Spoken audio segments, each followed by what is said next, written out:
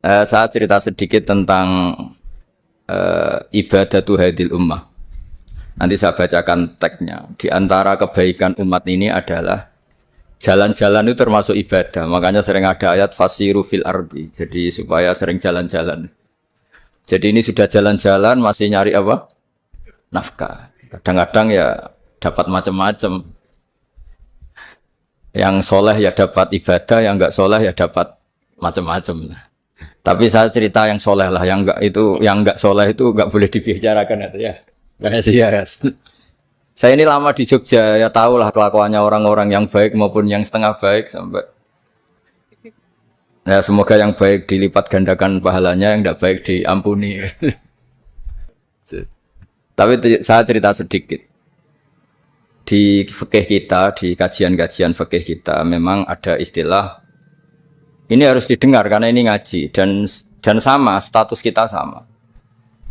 Al-wasiyah ila ta'ah ya ta'ah, terus al-wasilah ilal maksiyah ya maksiyah. Jadi kalau kita jadi perangkat taat ya ibadah, kalau jadi perangkat maksiat juga maksiat. Sehingga di ilmu medis maupun di jasa online atau ojek atau apa, misalnya pertanyaannya kita pekerja paket profesional, boleh ndak ngantarkan paket narkoba? Ya jawabannya tentu ndak boleh, karena bukan masalah pekerjaannya, tapi yang diantar adalah sesuatu yang haram. Begitu juga boleh nggak ketika ada lelaki hidung belang tanya tempat mesum, kalau kamu nunjukkan berarti kan ikut berkontribusi. Ya kamu bisa meneruskan gimana hukumnya mengantar gitu misalnya. Nah, kiai juga sama sebetulnya. Kiai juga bisa dimanfaatkan orang yang macam-macam untuk kekuatan yang macam-macam. Jadi hukum ini sama, kamu tidak usah tersinggung misalnya. Kalau di fikih biasanya disebutkan menjual pedang pada begal juga enggak boleh karena digunakan yang tidak baik. Begitu juga misalnya apapun profesionalitas kita, misalnya paket, kita nganter ke paket yang apa? Paket ganja misalnya. Fikih ini harus kamu ketahui dulu sehingga hukum turunannya, ingat Allah misalnya, ini bisa kena. Kita tidak boleh ingat Allah dalam keadaan maksiat yang enggak diridani Allah. Karena mau tidak mau fikih ini hukum dasar. Sholat pun bisa kena semprit. Misalnya kita sholat karena tugas, bukan karena lillahi ta'ala. Makanya dulu itu ada guyonan Mas Wahyu itu. Ada imam dari masjid besar di negara sebelah. Tidak perlu saya sebutkan negaranya. Itu cerita, imamnya itu digaji 100 juta per bulan. Datang ke Surabaya gitu. Muadzinnya itu digaji 75 juta. Keren.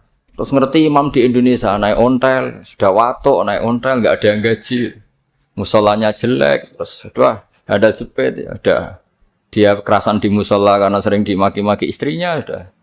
Jadi itikafnya itu ya sambil menghindar, itu bukan. Makanya banyak masjid Indonesia itu banyak yang itikaf, karena di rumah ada betah, sudah diomelin, nggak ada AC-nya. Sekarang masjid banyak AC-nya kan.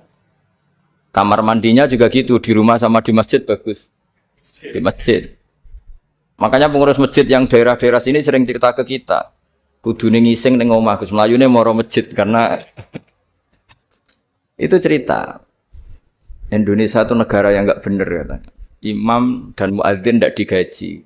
Terus dia cerita-cerita kebaikan negaranya dan buruknya negara kita. Lama-lama kiai itu mangkel. Kiai Indonesia itu kan cerdas-cerdas, meskipun jarang yang kaya tapi cerdas-cerdas. Dia muji negara. Lama kalahnya itu dibeginiin sama Kiai Indonesia. Makanya kamu sholat terus ya, takut potong gaji.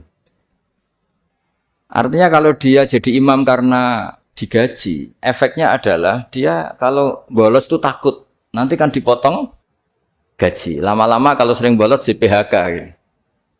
Artinya luar biasa Indonesia. Imam itu tidak ada yang gaji tapi semuanya sholat istiqomah.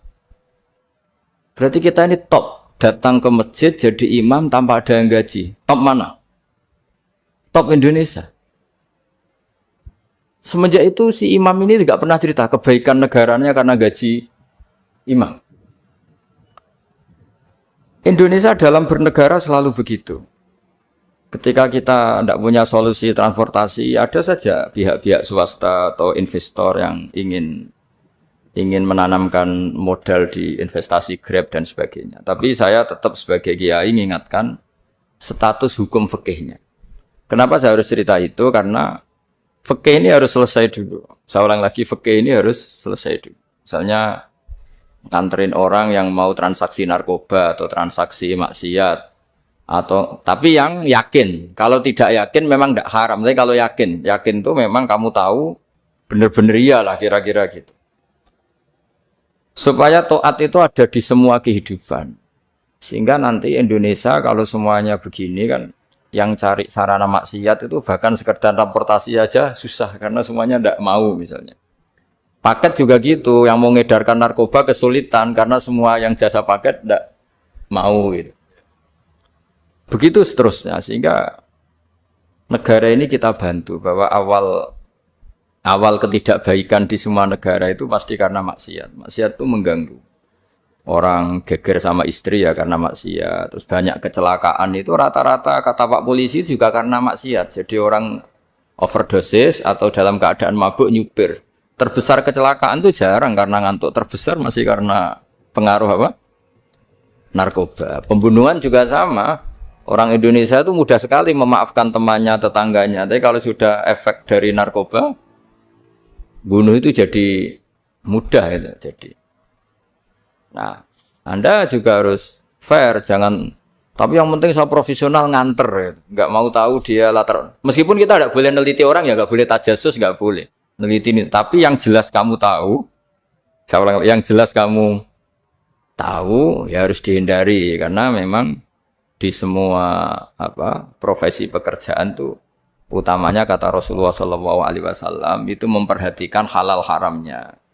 Tapi ya saya ulang lagi tidak boleh sok suci, tidak boleh tajassus, tidak boleh neliti orang lain. Tapi kalau yang jelas-jelas untuk maksiat maka harus kita hindari. Termasuk masjid sekalipun. Dulu zaman Nabi itu ada masjid namanya Masjid Diror. Untuk memecah konsentrasi sahabat. Sahabat itu begitu mencintai Nabi, mencintai Rasulullah. Ada orang kafir pinter, orang munafik pinter. Ini Muhammad harus ditandingi.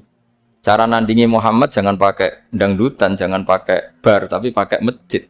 Karena ini suasananya kesannya bagus. Dibikin masjid tandingan supaya orang tidak ke Muhammad semua, tapi ke masjid ini. Ini pikirannya orang munafik. Artinya jangan kira terus masjid bebas hukum ya enggak juga. Masjid juga bisa kena semprit karena ini mendirikannya untuk bikin apa? Tandingan untuk bikin masjid diror kalau istilahnya Quran masjid diror. Semua sarana kebaikan juga gitu. Yayasan yatim piatu juga kena hukum, pondok juga kena hukum, semuanya kena hukum. Ada orang ingin jadi kiai padahal tidak pernah ngaji terus bikin pondok. Akhirnya dia dipanggil Pak Yai, anaknya dipanggil Gus padahal najis saja tidak tahu. Itu kan kasihan umat, akhirnya ada penyelewengan. Jadi semuanya kena hukum. Jadi Anda jangan tersinggung ketika saya cerita fikih untuk para teman-teman yang di Grab karena memang semuanya kena hukum, bukan ya. Mesra dengan istri juga kena hukum. Orang terlalu mesra dengan istrinya pasti ibunya terlantar karena menuruti bojo ya nuruti ibuke gitu. Kalau nuruti ibuke istrinya yang terlantar. Yang loyal sama teman ya istrinya terlantar. Yang takut istri temannya terlantar. Jadi itu semuanya kena hukum. Tanpa terkecuali. Nah, saya cerita sedikit tentang sholat karena orang-orang Grab ini banyak yang sholat, kemudian harus cepat-cepat. Dulu ketika sahabat punya imam yang lama sekali kalau sholat, sehingga si sahabat yang satu yang petani ini mufarokoh itu memisahkan diri kemudian imamnya diselip. Itu boleh memang dalam fikih. Kamu niat mufarokoh dulu. Mufarokoh itu niat bahwa kamu memutus hubungan dengan imam, kemudian meneruskan sholat sendiri. Singkat cerita dua orang ini berdebat, Mu'ad sama Ar-Ra'i yang penggembala ini. Kamu munafik, sholat kok meninggalkan imam. Terus yang satu bilang kamu keterlaluan, sholatnya lama sekali. Singkat cerita dua orang ini lapor ke Rasulullah SAW. Uniknya Nabi itu membenarkan yang petani tadi. Kamu Mu'ad jadi masalah. Agama ini tidak boleh jadi problem. Kalau kamu ngimami orang jangan lama-lama. Di situ ada ibu-ibu yang ditunggui anaknya yang sedang menyusu, banyak petani yang nunggu macam-macam. Kayak pegawai POM ya ditunggu shift temannya, pegawai Indomaret juga gitu, apalagi Grab mungkin ditunggu penumpangnya macam-macam. Sehingga kebaikannya teman-teman yang kerja serabutan begini juga bergantung kebaikan imam tadi. Kalau sholat itu tidak boleh lama-lama. Apalagi wiridan, sholatnya aja nggak boleh lama-lama, apalagi wiridannya. Nah, kadang-kadang orang ngira kebaikan tuh nggak ada sempritnya, ada juga. Sholat tuh ya disemprit sama Nabi. Kalau terlalu lama juga disalahkan karena nanti agama ini menjadi apa? Problem, menjadi problematika. Nah, termasuk kebaikan kita ketika membolehkan ya atau mentoleransi atau mendukung pekerjaan mulai Grab dan lain-lain adalah agama ini rahmatan lil alamin. Dulu ada seorang sahabat tanya, ya Rasulullah, boleh enggak kita ngegeng di perapatan gitu? Kata Nabi, ya jangan kalau bisa. Tapi kita harus natahaddas, artinya itu tempat kita jagungan di perapatan, di tempat-tempat umum lah kira, di halte, Terus kata Nabi, enggak apa-apa, tapi fa'atu thoriq haqqaha, kamu harus memberikan hak jalan itu. Apa hak jalan itu? Satu, kamu amar ma'ruf, kalau bisa ya nahi mungkar, kemudian bikin suasana orang lain ini menjadi aman. Nah ini yang catatan. Kalau hitung saja, yang ikut Grab itu berapa hari? Nah, ini tuh energi besar kalau di atas 100, berapa? 100 ribu. Hitung ya teman-teman di Grab, 100 ribu. 100 ribu ini kalau soleh semua, atau setengah soleh lah, kalau soleh banget keberatan ya soleh, setengah soleh. Itu ada, ini sudah saya pikir, ada kebaikan yang menyebar di seluruh Nusantara yang berjumlah 100 ribu. Ini luar biasa. Ada kecelakaan dia menolong pertama, ada pemerkosaan menolong pertama. Mungkin ada pencurian, ada apa. Maka kata Nabi, kamu kalau harus di jalan, itu kamu berkontribusi amar ma'ruf nahi mungkar. Saya sering ke Jogja karena saya mulai 98 di Jogja. Ya sering di terminal malam-malam. Saya ketika kecil itu sering diceritain orang nggak berani ke terminal ini banyak preman, nggak boleh ke terminal ini karena banyak preman. Ya mulai dari Sumatera, Jawa, hampir seluruh Indonesia. Kalau jam sekian sampai sekian sudah nggak berani karena banyak apa? Preman. Itu uniknya preman-preman itu selain dulu ditangani tentara dan polisi. Itu urusan negara ya kali itu dan kita ngapresiasi. Itu hilangnya yang permanen itu bukan saja ditangani ABRI dan polisi, TNI dan polisi, tapi ditangani kultur. Banyak mulai orang soleh, santri dagangan di situ, ada ojek mangkal di situ, supir taksi mangkal di situ. Terus di sini orang-orang soleh yang menghalau ketika ada perempuan digoda atau perempuan dicopet atau apa. Terus lama-lama jadi kultur bahwa kebaikan ini dominan. Setelah kebaikan dominan ini otomatis menyingkir sedikit demi sedikit. Jadi selain negara ini harus melakukan sesuatu yang seharusnya, yaitu menjaga masyarakat dari kriminalitas, sebetulnya yang paling awet dan paling mudah dilakukan itu tadi, kebaikan harus menjadi kultur bersama. Sehingga kalau terminal kemudian ada mbak-mbak jilbaban yang dagang, terus pak-paknya soleh, ada musola yang hidup, ojeknya juga gitu, terus supir taksinya. Lalu kebaikan ini menjadi nilai bersama.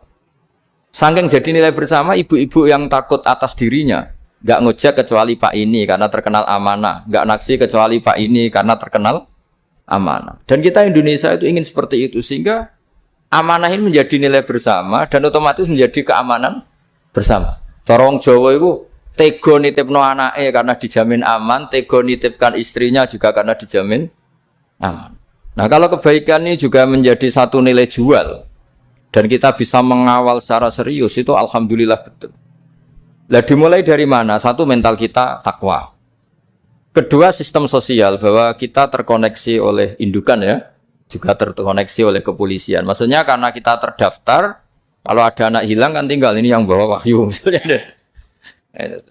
Nah, jadi saya mohon semohon-mohonnya kebaikan ini harus jadi nilai bersama. Setelah terminal itu banyak orang baik, otomatis yang ini tuh menyingkir. Akhirnya apa?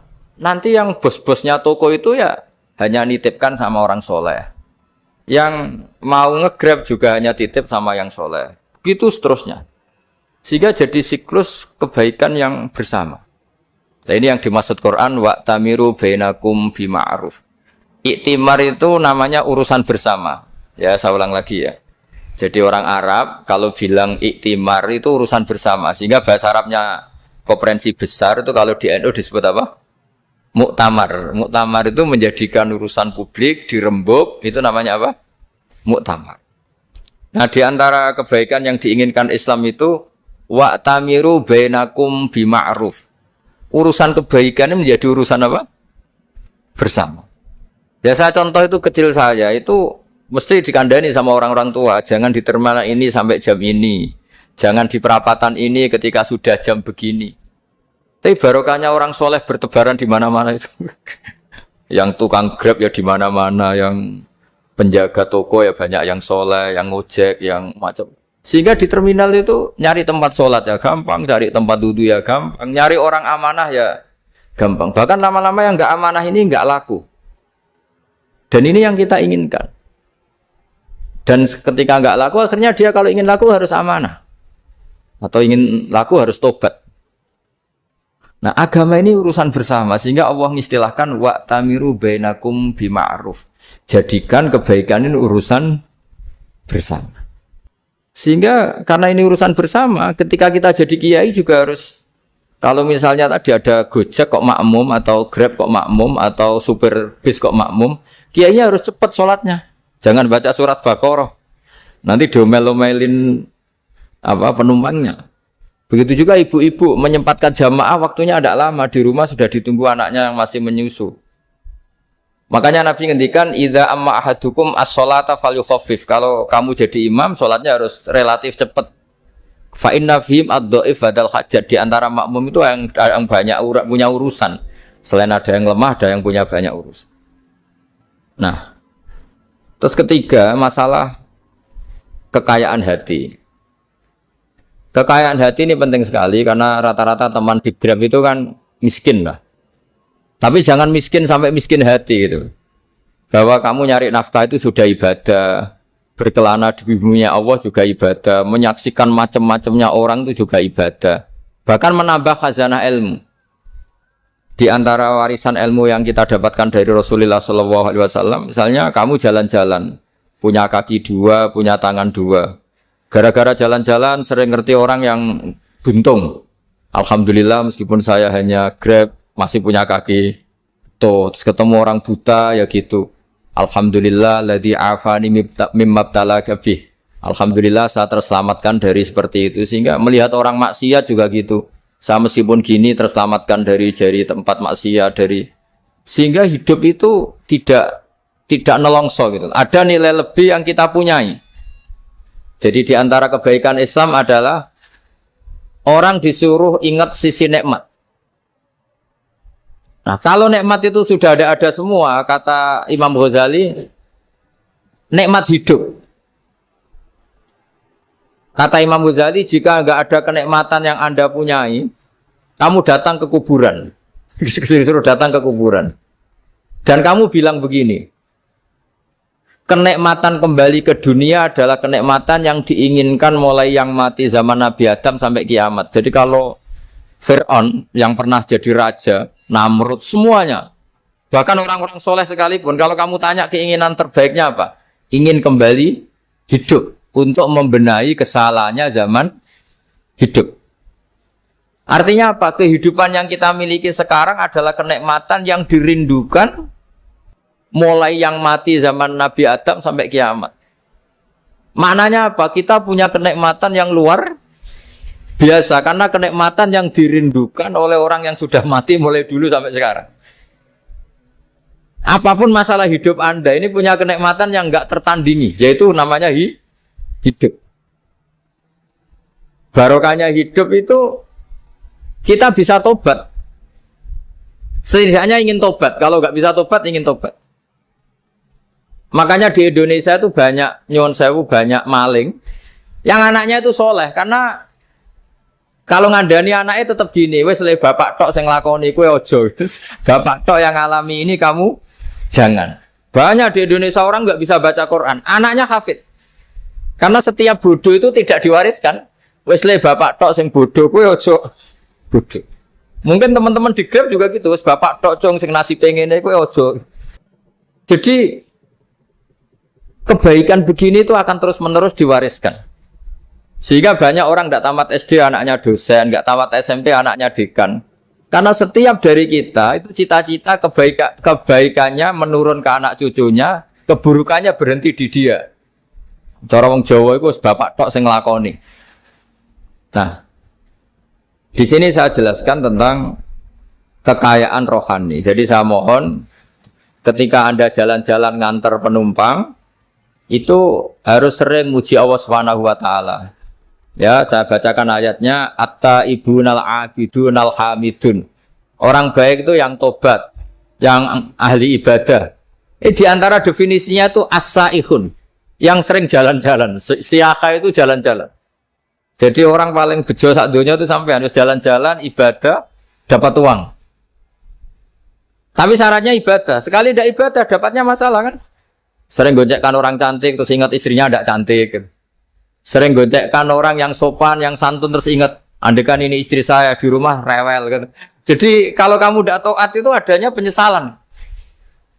Di lampu merah ada orang naik Ferrari, naik Alphard, sementara kamu di rumah hanya mobil butut, kadang malah tidak punya mobil. Jadi kekayaan rohani itu dimulai dari mana? Dimulai dari taat. Cara berpikir itu taat, bukan maksiat. Sekali Anda cara berpikir maksiat, maka adanya hanya penyesalan. Semakin pengalaman di luar, semakin penyesalan. Karena di luar sana banyak orang yang dapat nikmat yang lebih dari Anda. Tapi sekali Anda taat, kamu akan mensyukuri apa yang Anda miliki dan tidak pernah ingin sama yang dimiliki orang lain. Sehingga orang-orang yang sering pergi, itu sama Allah dipuji. Jadi tidak ada nabi kecuali di antara ibadahnya itu jalan-jalan. Fasiru fil ardi. Sehingga semua nabi itu mesti pernah melakukan perjalanan internasional. Rasulullah Muhammad SAW pernah jalan-jalan sampai ke Syam. Padahal beliau orang Mekah. Nabi Ibrahim yang orang Syam pernah perjalanan sampai ke Mekah. Karena di antara kearifan itu ya dimulai dari apa? Jalan-jalan tadi. Kamu ngerti orang yang macam-macam. Makanya di antara kebaikan umatku, kata Nabi itu siyaha fil ard. Sering berkelana. Tapi tentu untuk mengambil pelajaran. At-taibunal abidunal hamidunas saihun. Nah, agama mensupport itu. Sehingga kata Nabi, jika ada orang kok sholat qobliyah, ba'diyah, semuanya di masjid. Sama Nabi ditegur. La taj'alu buyutakum kuburan. Rumah kamu jangan jadikan kuburan, harus dapat jatah apa? Sholat. Kata ulama, kalau ada orang sering sholat di satu titik, itu ditegur. Kamu harus ganti titik yang lain, supaya saksi bahwa kamu di bumi sholat itu banyak. Jadi kita ya punya nilai positif juga tentang apa? Karena kita sering siyaha, kalau bahasa Arabnya itu sering keluyuran, saksi kita kebaikan juga banyak. Tapi pesan saya paling pokok tadi ya, jadikan komunitas kebaikan itu punya nilai jual. Syukur-syukur fid dunya hasanah wa fil akhirati hasanah. Ya kita bersyukurlah di Indonesia itu. Saya masih ingat kecil saya itu, ya sekitar saya umur 15-14 tahun. Setiap mau pergi itu pesannya orang-orang yang sering pergi itu, jangan masuk terminal jam ini, di perapatan ini. Karena yang namanya preman itu dulu dominan. Sekarang sampai jam 2 ada orang pakai jilbab, kadang ya orang pakai peci, yang nggak pakai peci pun ke musola terus. Yes, pokoknya kebaikan itu jadi komunitas dan jadi nilai jual. Bahkan tadi, misalnya ibu-ibu yang pergi malam itu kan mesti ada orang-orang yang jadi langganannya karena terkenal apa? Amanah. Yang dititipi anak juga pilih orang yang terkenal apa? Amanah. Nah, nilai amanah ini harus kita jaga terus. Supaya kamu ya bisa bekerja, orang lain juga nyaman karena amanah tadi. Allah juga senang karena amanah itu perintahnya Allah Subhanahu wa ta'ala. Dan Indonesia harus menuju ke sana. Pemimpin juga harus gitu. Pemimpin bawaannya amanah, bawaannya apa? Yang memilih dia juga senang karena nggak malu lah. Tapi kalau kita milih, ternyata kita pilih tahu-tahu ditangkap KPK, kan ya malu gitu. Dulu kita kampanye mati-matian, ternyata dia ditangkap KPK. Tapi kalau dia amanah kan ya senang. Sama kalau tukang Grab ketangkep satu karena penodaan atau karena pengkhianatan, yang malu juga semua. Karena kadang-kadang nanti digeneralisir seakan-akan semuanya seperti itu. Tapi dengan reputasi panjang, nggak pernah terjadi apa-apa dalam Grab kan otomatis lainnya juga terangkat. Nah, ini yang dimaksud wa'tamiru bainakum bima'ruf. Jadikan kebaikan itu urusan bersama. Makanya andekan negara itu sudah mengoptimalkan polisi, TNI untuk meringkus preman, oke itu baik. Tapi ya lebih awet lagi kalau itu ditopang apa? Masyarakat. Karena yang nggak amanah terkucilkan, terus akhirnya Grabnya nggak laku, akhirnya dia dipecat, akhirnya kan yang maksiat hilang, yang kriminal hilang, yang ada hanya Grab-Grab yang baik. Begitu juga di dunia apapun. Itu yang dimaksud wa'tamiru bainakum bima'ruf. Jadikan kebaikan ini urusan apa? Bersama. Nah karena kita baik, otomatis jadi teladan yang baik bagi anak kita, istri kita, tetangga kita. Dan karena kita baik, maka terhormat. Sehingga orang melihat Grab itu simpatik, respect, karena reputasinya baik. Nah karena orang respect, tidak dicibir. Barokahnya tidak dicibir, tidak mangkel. Barokahnya tidak mangkel, tidak saling ejek, bahkan tidak saling bunuh. Coba kalau kita jelek, dicibir orang, kita dalam keadaan mabuk, tidak terkontrol, bunuh. Jadi efek dari maksiat itu begitu buruknya. Sehingga penelitian itu mengatakan kebanyakan kecelakaan ya pemicu utamanya rata-rata ya nyupir dalam keadaan mabuk. Beberapa nyuwun sewu kasus-kasus kriminal rata-rata ya dipicu oleh hal-hal seperti itu. Makanya meskipun di luar saya tolong hindari narkoba, hindari hal-hal yang maksiat supaya pekerjaan Anda ini barokah. Kemudian yang terakhir saya beri ijazah tentang Al-Fatihah ya, karena ini surat yang populer. Kalau saya ijazahi Quran 30 juz pasti sampean nggak hafal. Atau ijazah surat Baqarah, kalau mau Baqarah mau. Ijazahi surat Baqarah mau 2 juz setengah. Mau Mas Asep? Ya Fatihah aja yang gampang ya. Nah, ya kulhu Fatihah ini paket ringan ini. Tapi pahalanya apa? Besar. Ini beda ya, artinya selama ini mungkin Anda baca tapi monoton ya. Tapi ini saya bacakan teks aslinya tentang istilahnya itu mazaya itu kelebihannya Fatihah. Saya baca Arabnya dulu, nanti ini terakhir ini ijazah. Tadi kan saran-saran umum tentang sosial. Ya, pokoknya jadikan kebaikan itu punya nilai sosial yang baik lah. Jadi nanti orang yang nggak amanah nggak laku, ya calon bupati, gubernur, presiden yang nggak amanah juga nggak laku. Begitu juga kiai yang tidak amanah juga nggak laku, suami yang nggak amanah juga nggak laku, istri yang nggak amanah juga. Sehingga kebaikan ini jadi nilai sosial yang dalam tanda kutip sudah keniscayaan ya. Yang diinginkan Allah itu seperti itu, bukan kebaikan yang dipaksakan karena kekuatan negara. Maksudnya kalau bisa kebaikan itu tidak usah dipaksakan. Memang sudah satu kebutuhan. Tak cerita-cerita di negara maju itu. Bahkan apapun jatuh itu nggak ada yang ngambil apa. Makanya gambarannya Mekah Medina kan gitu kan. Barang jatuh nggak ada yang berani apa ngambil. Itu saking sudah jadi sistem. Nah, sehingga banyak negara di Eropa itu yang sampai nggak punya tentara, nggak punya polisi karena kebaikan sudah. Nah kita kan masih capek, polisinya aja capek apalagi masyarakatnya karena ya kebaikan itu belum jadi nilai apa bersama. Nah kita selain ditopang negara, ada polisi, ada tentara itu kita usahakan kebaikan itu jadi nilai apa bersama. Tadi wa'tamiru bainakum bima'ruf. Dan kita punya reputasi yang bagus dalam bab ini. Saya masih ingat kecil saya itu yang jilbaban hanya keluarga kiai. Sekarang rata-rata masyarakat itu jilbaban. Dulu yang sekolah SMP, SMA itu jilbaban kadang dulu malah dilarang ya, harus sama seperti itu seragamnya. Sekarang sudah boleh. Dan nyaman. Lama-lama yang dapat simpatik ya yang pakai pakaian model tertutup seperti itu. Lama-lama gampangane cara wong golek mantu ya golek yang seperti itu daripada yang blodor. Lama-lama jadi nilai bersama. Ya ingin saya seperti itulah. Di terminal juga sama.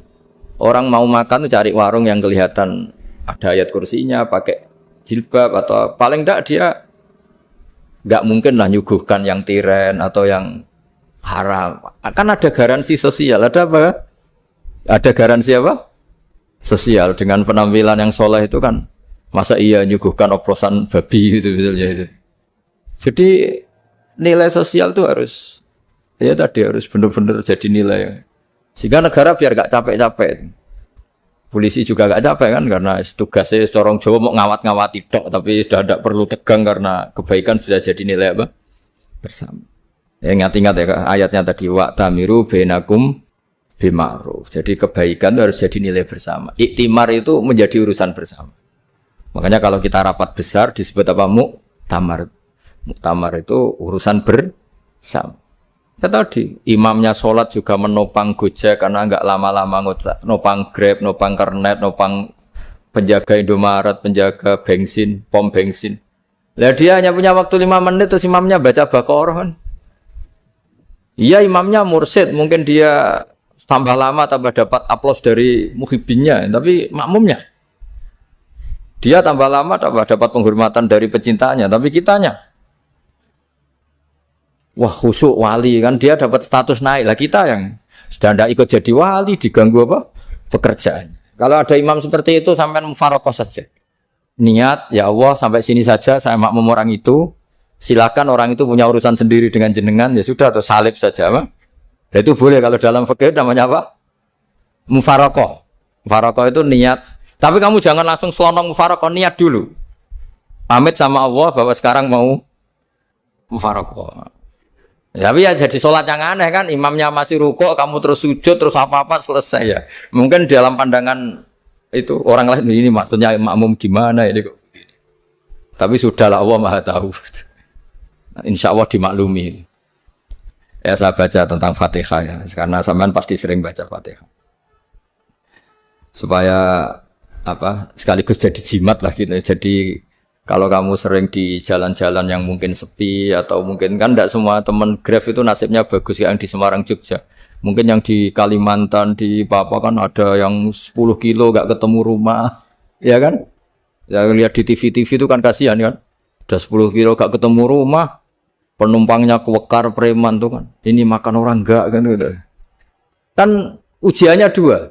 Kalau penumpangnya cantik itu ya kecoba syahwat, kalau preman takut. Jadi orang itu selalu ujian nih. Sing sedengan tuh kan jarang orang.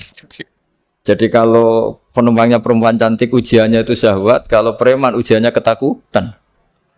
Kalau orang yang lemah bawa uang ujiannya kamu ingin garong. Jadi hidup itu memang semuanya ujian. Liyabluwakum ayyukum ahsanu amala. Makanya saya sering ditanya oleh teman-teman, Gus, nah ujiannya kenal wong wedok elek piye sama, kenal wong ayu ujiannya syahwat, kenal wong elek ujiannya ngenyek, itu sama-sama dosa. Syahwat ya dosa, ngenyek juga dosa. Wah elek keriting untune metu ya dosa ngomong gitu. Kadang-kadang orang berpikir enak kancanan wong elek enggak dosa, kata siapa kancanan wong elek itu ya dosa, karena bawaannya ngenyek. Ngenyek itu menyepelekan itu. Makanya saya itu ya enggak mau berteman sampean. Nanti kan bawaannya ngenyek atau seneng ya tidak tahu. Ya sudah ada takdir saja kalau ketemu ya tak ulang ngaji gitu. Tapi ini ngaji terakhir, setelah ini ngaji biasa aja, tidak usah resmi gini. Ngaji kok resmi aneh. Pokoknya nanti suatu saat kalau pandemi sudah berlalu saya akan ngaji Rebone, lalu ini ngaji. Ini ngaji yang kurang bagus karena ngatur kiai kurang berkah ini. Nanti tapi ya lumayan lah masih mau ngaji. Ngaji kok tanggal ini jam ini. Sekarang suatu saat kamu tak panggil, Mas Wahyu datang ke sini jam ini, tidak mesti bisa. Mungkin pas ada acara apa, oh, maaf ke sini pas ngecek, pas apa. Jadi ya sudah, tapi tak maafkan, enggak apa-apa. Takdir, ya. Tak bacakan, supaya sampean tahu keramatnya Bismillah. Nah sebelum saya bacakan Bismillah Fatihah, tak beritahu tentang ilmu tafsirnya, karena ini penting sekali. Fatihah itu dawuhnya Allah, tentu itu dawuhnya Allah. Saya ulang lagi, itu kalam Allah. Tapi yang sudah diberikan kesampaian ke kita semua. Sehingga seakan-akan itu menjadi dawuhnya kita ke Allah. Jangan salah loh ya. Fatihah itu dawuh Allah tapi sudah diberikan ke kita. Sehingga posisi kita itu yang punya itu. Nah kenapa ini perlu dijelaskan? Karena nanti ada kalimat iyyaka na'budu wa iyyaka nasta'in. Kalau itu masih kalam Allah, berarti Allah ngomong ke kamu, ngendikan ke kamu, kepadamu aku menyembah. Masa Allah menyembah kamu? Nah, sehingga ilmu tafsir itu menyelesaikan itu dulu ya. Saya ulang lagi ya, sebelum sampean sering baca Fatihah, aku yakin ya sering baca. Tapi barokahnya ndak paham itu ndak pernah janggal. Enggak paham itu ya penting supaya ndak iskal, ndak janggal. Sebetulnya di kalimat itu ada yang janggal. Kalau Fatihah itu kalimatnya Allah atau kalam Allah, bagaimana dengan kata-kata iya kana budu? Masa Allah ngendikan ke kita, kepadamu kami menyembah. Masa Allah menyembah kita? Maka penyelesaiannya secara ilmu tafsir gimana? Semua ulama mengatakan, bukan satu dua, semuanya mengatakan di Fatihah itu semuanya diberi kawalan kalimat. Saya ulang lagi ya, di Fatihah itu semuanya diberi awalan kalimat qulu, katakan wahai hambaku begini. Ya, katakan wahai hambaku begini. Nah, begini ini pelajaran dari Allah yang sudah diberikan ke kita. Terus kita mengatakan bismillahirrahmanirrahim, alhamdulillahirabbil, termasuk kita mengatakan iyyaka na'budu wa iyyaka nasta'in. Jangan bayangkan Allah ngendikan ke kita. Kalau Allah ngendikan kita berarti gini, hei wahyu ihdinas siratal mustaqim, tunjukkan saya jalan yang benar. Nah nanti kamu terus, ya Allah, Anda aja minta tolong saya minta tolong siapa kan? Jadi panjang kan?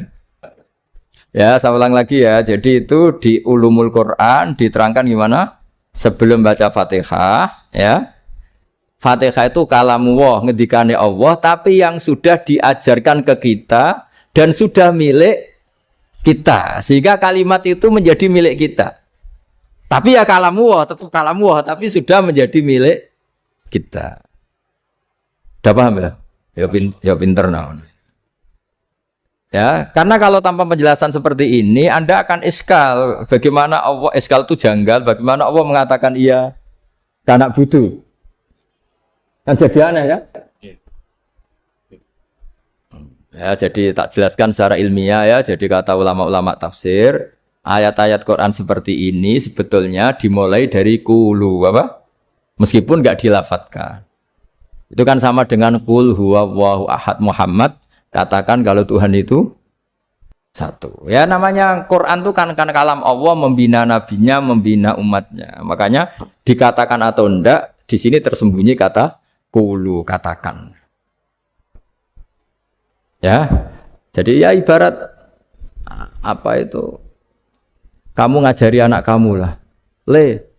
Panggil jenengan bapak kula. Itu maksudnya anak itu, kalimat itu kalimat kamu, tapi kamu ajarkan ke anak kamu. Terus anak kamu bilang, Pak jenengan bapak kulo. Nah, ketika kamu mengatakan jenengan, bukan kamu mengatakan jenengan anakku, berarti anakmu itu bapakmu, kan lucu kan? Anak kamu ajari jenengan bapak kulo. Kamu, engkau, bapak saya.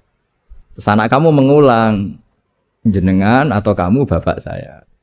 Berarti itu kalimat yang kamu ajarkan, tapi sekarang sudah milik anak kamu. Kalau itu kalimat kamu kan lucu. Masa anak kamu bilang bapak?